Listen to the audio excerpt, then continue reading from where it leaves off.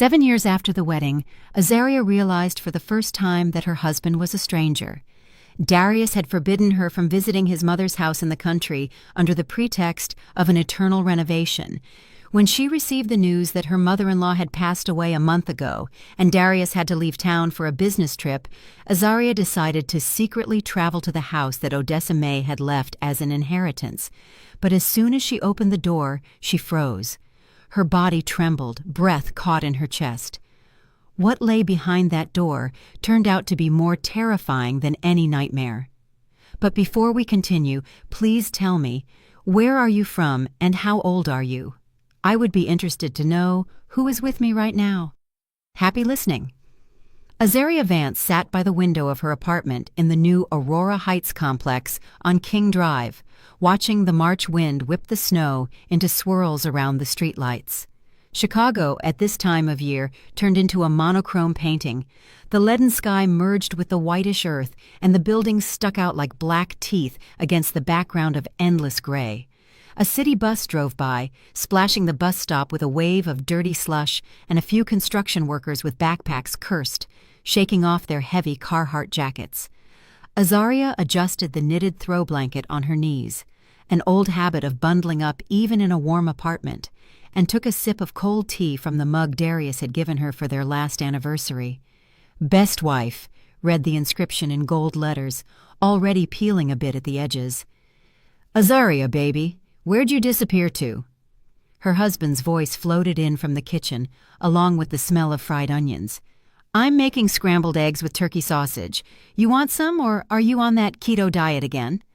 "I will, of course I will," she called back, not turning her head from the window. From the outside, their life looked like a picture-perfect spread from Essence magazine. A 3-bedroom condo with designer renovations. The mortgage paid off 3 years early. The refrigerator stocked with delicacies from Whole Foods and Trader Joe's. Darius worked as a project manager for Midwest Energy Solutions. He brought home $15,000 a month after taxes, which was considered nearly oligarchic income in their circle. After getting married, Azaria had left her job as a nurse practitioner at Cook County Hospital. Endless night shifts, difficult patients, the eternal smell of bleach and medicine. "Why do you need this torture, Azaria?" Darius would coax her, hugging her shoulders. "I'm a man. I provide for my family." And he really did provide. You couldn't argue with that. Only, through all the years of their marriage, there remained one splinter that ached and gave her no peace. His mother's house in Cedar Grove, a small town about an hour out, where her path was forbidden. "That Miss Clementine called again, Mama's neighbor." Darius set a plate of steaming eggs and savory sausage in front of his wife. "She keeps pestering with questions. When are we finally coming to visit? I told her the usual. Once we finish with the renovations, then you're welcome to come over." Azaria raised a tired gaze to her husband, the same rehearsed answer she had heard year after year, like a broken record. "Darius, honey, how long can you keep patching up and rebuilding that poor house? Let's just go once. Let me see with my own eyes how things are progressing. Maybe I can help." Her husband's face instantly tensed, just a tiny bit. An ordinary person wouldn't have noticed. But Azaria, over years of living together, had learned to read these micro-changes in his expressions, these alarm bells. "Zari, we've discussed this 100 times. Everything there is turned upside down. We're changing the rotten beams. The floors have fallen through. The roof is leaking. There's dust everywhere, impassable mud. The cheap contractors make noise from morning to night. What haven't you seen there?" "I haven't seen your mother," she replied quietly, but with pressure, putting down her fork. In 7 years of marriage, Azaria had met her mother-in-law only a handful of times. You could count them on the fingers of one hand.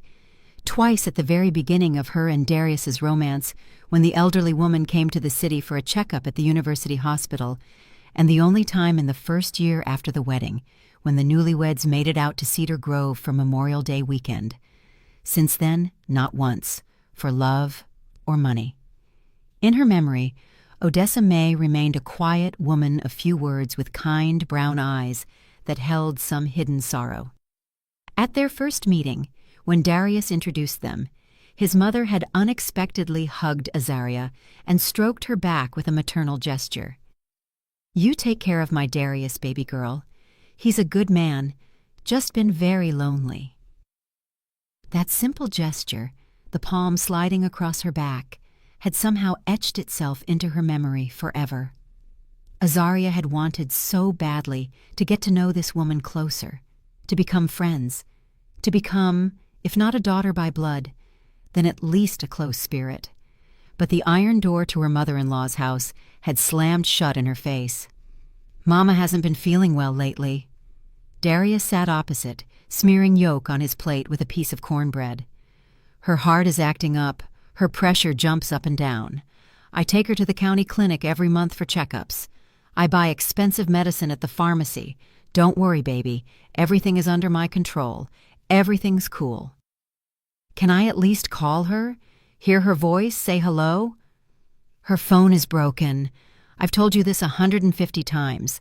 The reception in that town is garbage, barely catches a signal, and even then, only if you press yourself against the window on the second floor.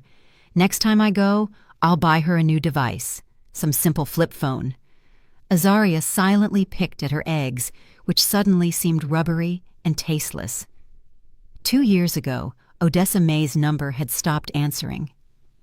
Long beeps went into the void. And before that, there were those strange words spoken in a weak voice into the receiver. "You just ask Darius, daughter. Let him decide when you should come." Now, looking back, Azaria realized it wasn't maternal advice, but a veiled plea for help, a cry from the soul that she had failed to hear.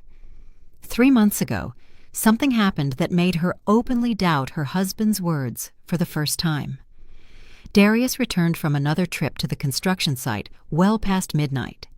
Azaria wasn't asleep. She was waiting in the hallway. On his Timberland boots, she noticed not the usual construction dust or cement crumbs, but clumps of fresh reddish clay, moist, sticky, thickly adhering to the soles. "Where did this clay come from, Darius?" she asked, pointing to the dirty tracks on the rug. "It's freezing outside, 10 degrees below zero. The ground is frozen solid 3 feet down, hard as stone." Darius froze on the threshold, then spoke too quickly, choking on his words. "Oh, that was at a buddy's place, Leroy's. His lot is right next to Mama's house. He asked for help with the foundation for a shed. We were digging a pit. That's where the mud came from." "Digging a foundation in winter? At this temperature? Are you crazy?" For the first time in all their years together, Darius raised his voice at her, almost breaking into a scream. "What is this? An interrogation? I am, by the way, bending over backwards, trying for my mother so she can meet old age in human conditions, not in a shack. And here you are with your accusations and suspicions. You should be ashamed." That night, Azaria tossed and turned for a long time, burying her face in a pillow wet with tears. She wasn't crying from the insult of harsh words, but from the acute, almost physical sensation that her husband was lying to her, brazenly and cynically lying about something extremely important connected to that cursed house in Cedar Grove. After that ugly argument, Darius tried to make amends. He brought diamond stud earrings from a jewelry store on the Magnificent Mile, took her to dinner at a high-end steakhouse where one portion cost as much as her old weekly salary. Azaria accepted these offerings with a pale, forced smile. Something had broken inside. She was no longer the naive, trusting wife. Now she watched her husband on the sly, studied his habits and gestures, tried to unravel what he was hiding. And then, in the last days of March, when winter just wouldn't give up its position, everything changed in the most unexpected way. Saturday morning turned out to be unusually calm. Azaria was busy in the kitchen with the dough for a peach cobbler. Darius adored her signature dessert. Shouts from a commentator drifted from the living room. Her husband was watching a replay of last night's Bulls game. Suddenly, the intercom buzzed piercingly. "Who the hell is that at this hour?" Darius yelled discontentedly from the other room. "It's Saturday, a day off." Azaria wiped her flour-stained hands on her apron and went to the intercom. On the small screen loomed the figure of a respectable man in an expensive wool coat with a leather briefcase in his hand. "Good afternoon. I'm here to see Mr. Darius Vance on an important matter. I am attorney Langston Pierce. I represent the firm Pierce & Associates." In the spacious living room, the lawyer settled into a soft armchair, pulling a folder of documents from his briefcase. Darius sat opposite on the sofa, all gathered, tense as a violin string. "I must apologize immediately for disturbing you on the weekend," Pierce began, adjusting his wire-rimmed glasses. "But the matter cannot wait. A month ago, your neighbor from Cedar Grove, Miss Clementine, contacted me. She was concerned about the long absence of Mrs. Odessa May Vance and asked me to find out her whereabouts through official channels. Unfortunately, I must inform you of some sad news." Azaria felt everything inside her drop into a bottomless abyss. The tray with teacups trembled in her hands. "What? What news?" she whispered barely audibly with dry lips. "Odessa May Vance passed away 32 days ago in the intensive care unit of the county hospital. Official cause of death: acute renal failure due to chronic kidney disease. I am sincerely sorry for your loss." Darius covered his face with his hands. His broad shoulders shook slightly, and stifled sobs escaped his throat. But Azaria watched this picture of performative grief with cold eyes. Her mother-in-law had died over a month ago. She had lain in the morgue, then in the cold ground, and she, the daughter-in-law, knew nothing, did not come to say goodbye, was not at the funeral or the repast. "Why? Why didn't you tell me, Darius?" Her voice trembled with barely suppressed rage. "A month has passed, a whole month. I didn't know how. I didn't want to upset you for nothing." Her husband sniffled and smeared tears over his cheeks, but Azaria clearly saw it was all a cheap show for the lawyer. Pierce took a brown envelope and a small bunch of old keys from the folder. "Here are the documents for the house in Cedar Grove. The deed, the property tax records. According to the will, Odessa May left all property to you, Darius Vance, as the sole heir of the first order." After the lawyer left, as soon as the door closed behind him, Azaria exploded. "3 months ago you went to your mother's. I remember perfectly. I saw the clay on your boots. That means you were somewhere doing earthworks. She was already sick then, right? You were driving her to hospitals and stayed silent as a tomb." "I didn't want to worry you in vain," Darius snapped, jumping up from the sofa. "And when she died, was that also worrying in vain? A month has passed. Where did you bury your own mother? In which cemetery? Why didn't I, her daughter-in-law, know?" "Because I didn't want you to see her in such a terrible state," he suddenly yelled, spraying saliva. "The house is a nightmare, a complete ruin. She herself was emaciated, sick. I was ashamed of all that poverty, do you understand, or not?" He grabbed the envelope with the keys from the table and swiftly went into his home office, slamming the door with a crash. Azaria heard the characteristic click. Her husband locked the documents in the drawer of his desk, where he hid all important papers.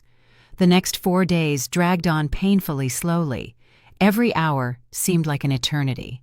Darius played the inconsolable son, sitting for hours in the living room in front of the turned-off TV, staring with an unseeing gaze at the black screen. But as soon as he thought his wife wasn't looking, instead of grief, something else appeared in his eyes: nervousness, anxiety, fear of exposure. On the 5th day, Wednesday, over a breakfast of oatmeal and toast, he made an unexpected announcement. "Zari, they're urgently calling me to a site in North Dakota. Serious accident on the rig, a pipeline burst. They need a specialist of my level to organize the repair work. I'm leaving tomorrow at dawn. I'll be back in about 10 days, maybe 2 weeks if things go tough."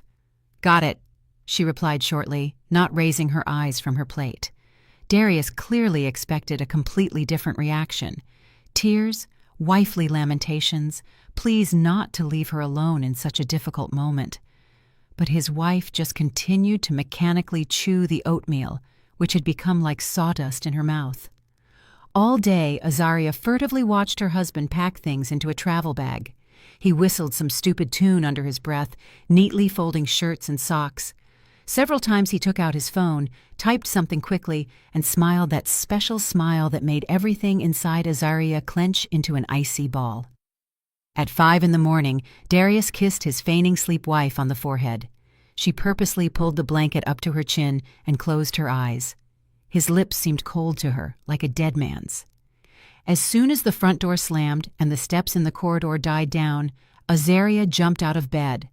A clear plan of action had already matured in her head. Her husband's office, of course, was locked, but she remembered one small detail. In the pocket of his work jeans, which were lying in the laundry hamper, there was always a miniature key to the desk drawer. Rummaging in the bathroom, she found the coveted ring. And the spare key to the office itself, Darius, in his self-confidence, kept in the top drawer of the dresser in the hallway. Apparently, he considered his wife incapable of rebellion and espionage.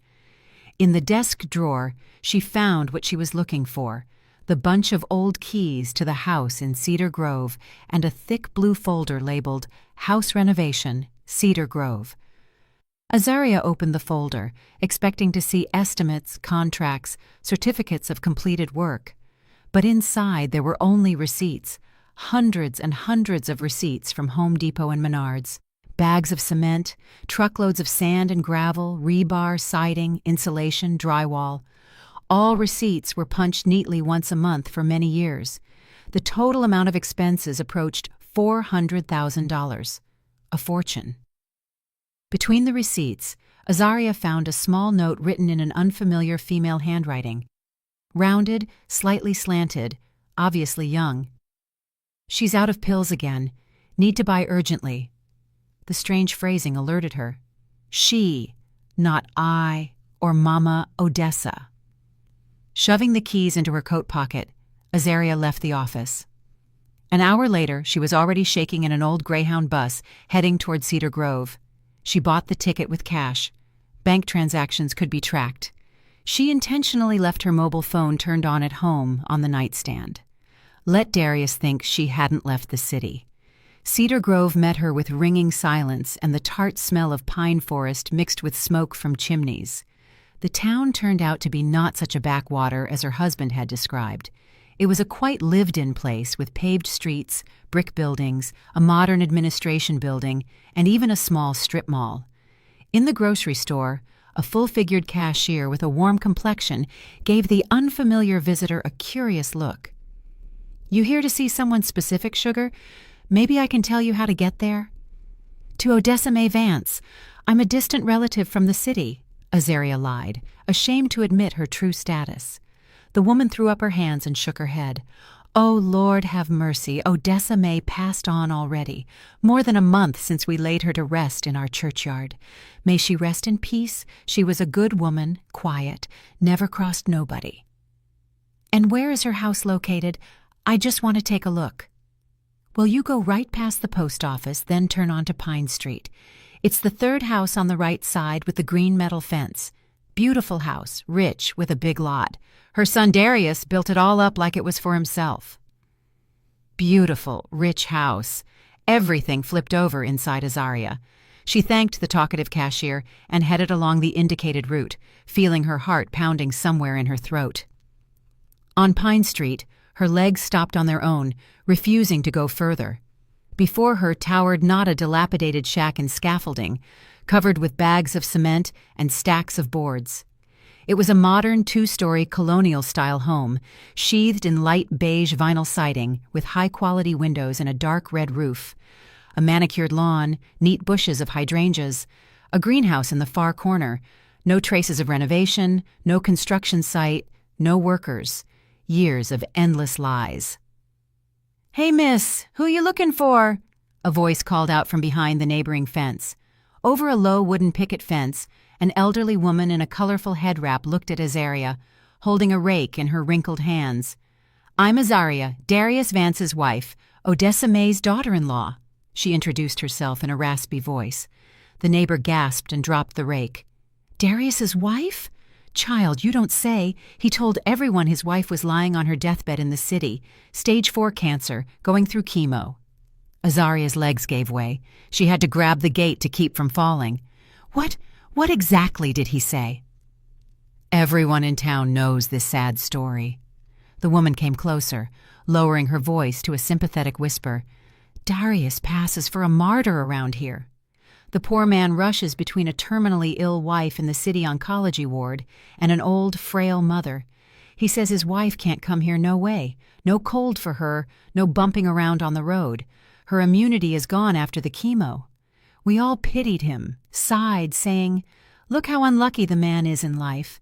I'm Miss Clementine, their neighbor for years.'" Azaria felt the ground slipping from under her feet. So her husband didn't just hide the house and his mother from her. He hid her from everyone, turning her into a non-existent dying phantom. "And Odessa May, tell me, how did she live lately?" Miss Clementine shook her gray head. It's a strange story, straight out of a detective movie. About 2 years ago, Odessa May seemed like she was swapped out. Before that, she was a spry grandma, went to the store herself, dropped by neighbors for tea, came to church meetings, and then cut off, stopped coming out of the house completely, didn't even open the gate. We neighbors tried to visit, knocked, hollered, and Darius would pop out and say, "Mama is resting. The doctor strictly forbade disturbing her. Weak immunity." And then he put up that high fence, solid, metal, supposedly protection from the wind. Only it didn't look like protection, but like a prison wall. Lord forgive me for such words. "And the renovation? Darius told me they've been doing a major overhaul for years." "What renovation, honey?" The neighbor snorted. "They put the siding on 5 years ago, redid the roof, and that was it. But they hauled furniture in. That, yes. I saw everything from my second-floor window. Trucks from Ashley Furniture coming, unloading leather sofas, wardrobes, canopy beds. Appliances, too. Double-door fridges, big plasma TVs, huge washing machines. And you know what was most surprising?" Azaria gripped the fence bars with white knuckles. "Toys. Boxes and boxes of children's toys. Tricycles, Barbie dolls, remote control cars, Lego sets. I asked Darius once what all that was for, and he says, 'For charity helping an orphanage in Chicago.' Lies. Purely lies. What charity if they carried it all into the house?" "Toys. Children's toys," Azaria repeated, feeling a terrible picture clearing up in her head. "That's not all." Miss Clementine looked around and lowered her voice to a whisper. "In the evenings, sometimes voices were heard. Not Odessa May's old voice, a young woman's, laughing so ringing, talking. And a child sounded like either a kid crying or playing. But Darius always found an explanation, said the TV was on loud or the builders stayed late. Only what builders if there was no construction?" The mosaic fell into a monstrous picture. Darius had a second family. Here, in his own mother's house, while his wife in the city believed in an endless renovation. "Lord, what is happening?" Azaria whispered, and tears flowed down her cheeks against her will. "You really didn't know anything, baby girl." Miss Clementine looked at her with sincere compassion. "My poor child, how did this happen? I knew nothing. 7 years married and knew nothing. You go into the house, sort things out there. You got the keys. I'll be nearby if anything. Scream. My husband, Mr. Earl, is home. He's old, but still strong. He'll help if needed." Azaria took out the bunch of keys. Her hands shook so much she barely hit the keyhole. The front door opened silently, without a single creak. The hinges were well oiled. The first thing she felt was a wave of warm, even hot air. The heating was working at full power. A cloying smell hit her nose, expensive air freshener with the scent of alpine meadows, mixed with bleach and something else, musty, unhealthy. The spacious living room struck with immodest luxury. Expensive laminate looking like natural oak, a huge corner sofa made of chocolate-colored eco-leather, a coffee table made of tempered glass. On the wall, a TV panel the size of half the wall. But the main thing that caught her eye was the photographs. The entire wall, from floor to ceiling, was hung with frames of different sizes. Darius against the background of the pyramids in Giza. Darius in a ski suit on a slope, judging by the landscape, aspen, or vale. Darius with a huge pike in his hands against the background of a river. Darius by a black Cadillac Escalade, the latest model. On this entire wall of boasting and narcissism, there was no place for a single photograph of his mother, not a single shot of Azaria. Their wedding, their 7 years of life together, simply did not exist here. They were erased, scrubbed from reality. In the kitchen, she found built-in premium appliances, a solid wood dining table for 8, and on the refrigerator door, attached by a magnet in the shape of a funny kitten, a child's drawing. 3 multicolored figures under a bright sun, holding hands. Above the tallest male figure, in uneven childish handwriting with a mistake, was written a word that made Azaria's breath catch. Daddy. Not Uncle D, not just a man. Daddy. At the end of a long corridor, she found a massive door locked with a key. The smallest key on the ring fit perfectly. The click of the turning lock sounded in the silence of the house like a pistol shot. A pungent smell hit her nostrils. A concentrated mixture of medicines, rubbing alcohol, bleach, and that special, unmistakable smell of a long, severe illness eaten into the walls. In the gloom, heavy curtains blocked the daylight. Azaria made out a hospital functional bed with metal rails, an IV stand looking like a metal skeleton, a compact oxygen concentrator in the corner. On the bedside table, a whole battery of medicines, vials, blisters, boxes, syringes, and packages. Here they kept Odessa May. In her own house, they turned a room into a hospital ward prison, a solitary cell. But that turned out to be only half of the spacious room. The opposite wall, located directly opposite the foot of the hospital bed, so that the person lying there saw it constantly, was wallpapered with cheerful blue paper with teddy bears and hung with photographs in bright frames. Family shots. Darius hugging a young, beautiful, light-skinned woman with long hair. She looked about 25, no more. Darius with the same woman and a child of about 3 or 4. The boy was the spitting image of his father. The same facial features, the same smile. Photos at a water park. The child on Darius's shoulders screaming with delight. Shots from a birthday party.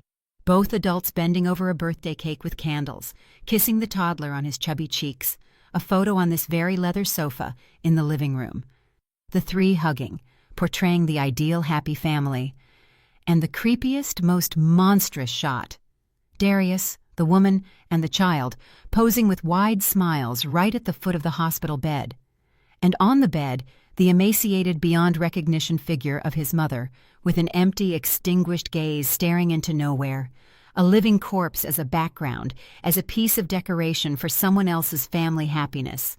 Her legs gave way, and Azaria slid down the wall onto the cold linoleum.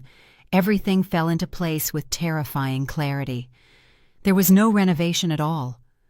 The money, hundreds of thousands of dollars, went to support a second family, this secret, sweet life, and Odessa May turned out to be locked in her own house, chained to a bed, forced day after day to watch her son's happiness with another woman and child, of whose existence Azaria didn't even suspect. With difficulty getting up, she went to the bedside table. In the top drawer, under packs of adult diapers and underpads, she found an ordinary composition notebook with a frayed cover. A diary. The first entries were dated 3 years earlier, written in the neat handwriting of an elderly person. Darius said he's starting a big renovation, wants me to live out my days in warmth and comfort. Lord, give him health for his care. What a good son I raised. Entry a few months later. The house has become beautiful, even too luxurious for an old woman like me. But Darius ordered me not to go out on the street alone. Says it's slippery. I might fall and break my hip. I do as my son says.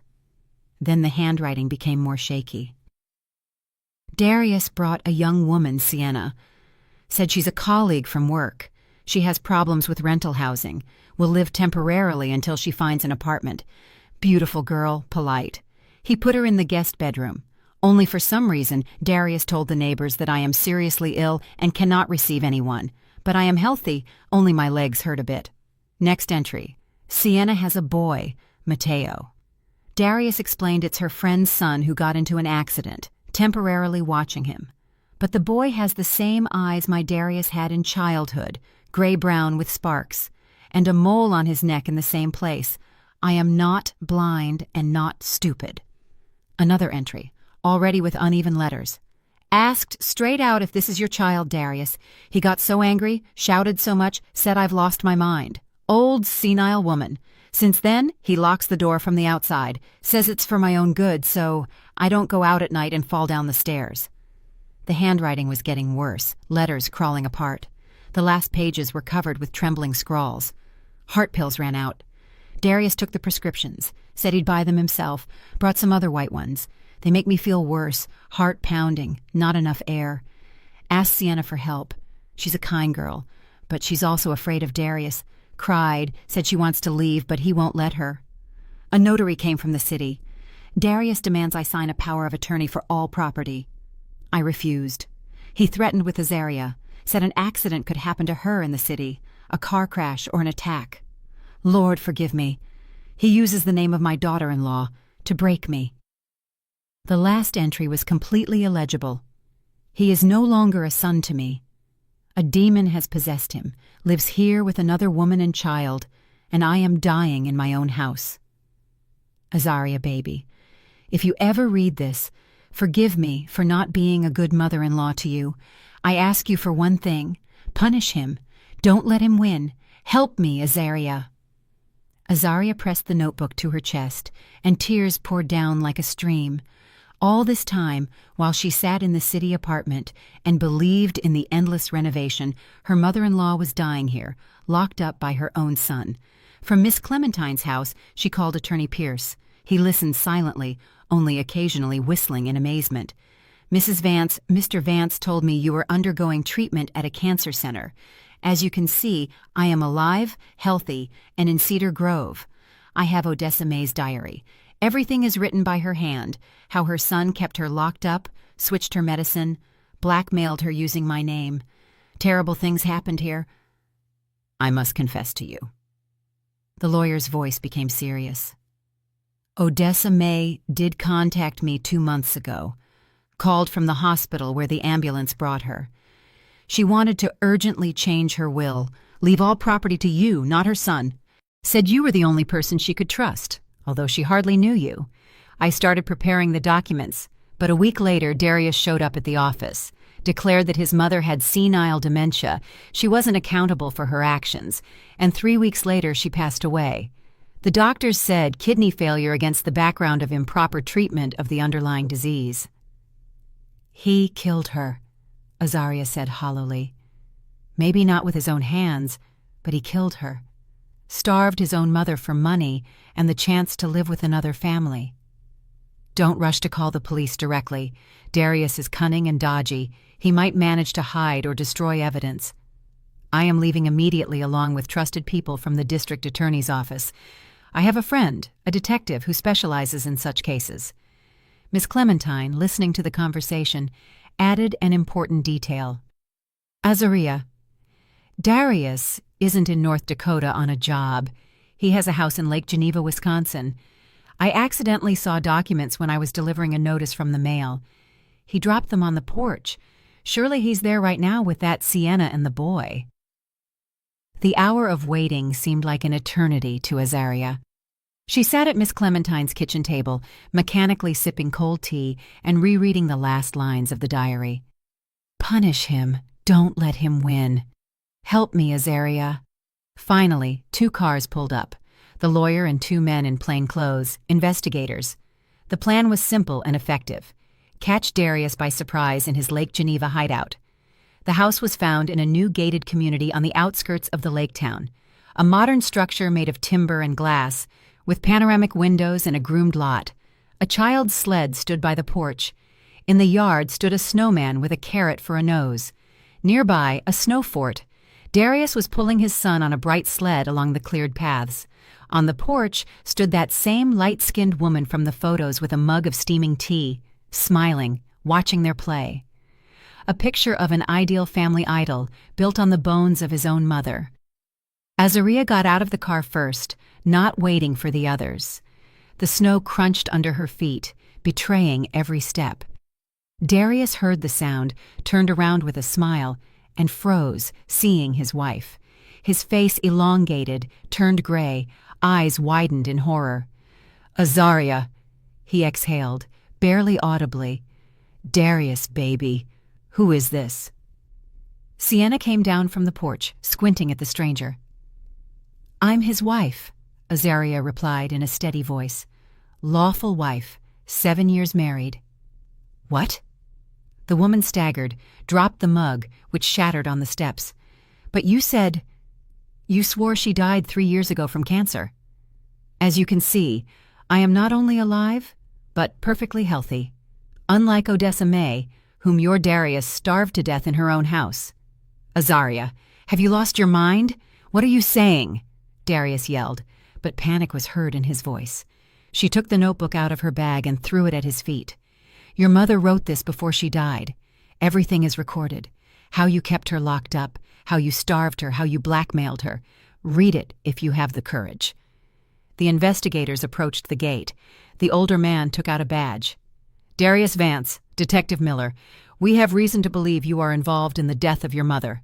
Please come with us for questioning." "You have no right. This is private property." Darius backed away, but the investigators had already entered the yard. "We do. You are suspected of committing crimes including fraud, forgery of documents, and elder abuse resulting in death. Do not aggravate your situation with resistance." Sienna fell to her knees right in the melting snow, clutching the frightened, crying child to herself. Darius looked at Azaria with a gaze full of hatred. "You ruined everything. Ruined my whole life. No, honey. You ruined everything yourself. Your life, your mother's life, mine, and these people's. And now, it's time to pay the bills." The trial of Darius Vance became the loudest process in the county in recent years. The Chicago Tribune and local news channels ran with screaming headlines. "Son locked mother up and drove her to death for inheritance." Odessa May's diary became the key evidence for the prosecution. Handwriting experts confirmed the authenticity of the entries. Sienna, having received guarantees from the investigation, gave detailed testimony. Through tears, she told the court how Darius ignored his mother's complaints about heart pain, waving it off, saying, "Old people always invent sicknesses for themselves." How he took her prescription drugs and replaced them with ordinary vitamins from the pharmacy. How she heard screams and arguments from the locked room when Odessa May refused to sign documents. How he used Azaria's name in threats. "Sign nicely, or an accident will happen to your favorite daughter-in-law." Darius hired a whole team of expensive lawyers who tried to present the case as a family conflict. He sobbed in the courtroom, swore that he adored his mother, and did everything possible for her good. But every theatrical gesture of his crashed against irrefutable facts: fake documents, fake receipts, witness testimonies. The sentence was severe, but just. 12 years in a state penitentiary for the aggregate of crimes. All real estate transactions made with forged documents were annulled. The house in Cedar Grove passed to Azaria, the only heir Odessa May wanted to trust her property to. A year later, a short Midwest summer delighted Cedar Grove with warm days. The house on Pine Street had transformed beyond recognition. The high, solid fence was torn down, replaced by a neat wooden picket fence through which lush bushes of blooming peonies were visible. The front door now rarely closed. Neighborhood kids ran in and out constantly. Azaria, in a light sundress, was watering a flower bed with zinnias and marigolds from a hose. She made the decision to stay here, not to return to the hateful city apartment. Her new world, her redemption, was in this house that belonged to the woman who never became a real mother to her in life. Inside the house, not a trace remained of the former ostentatious luxury.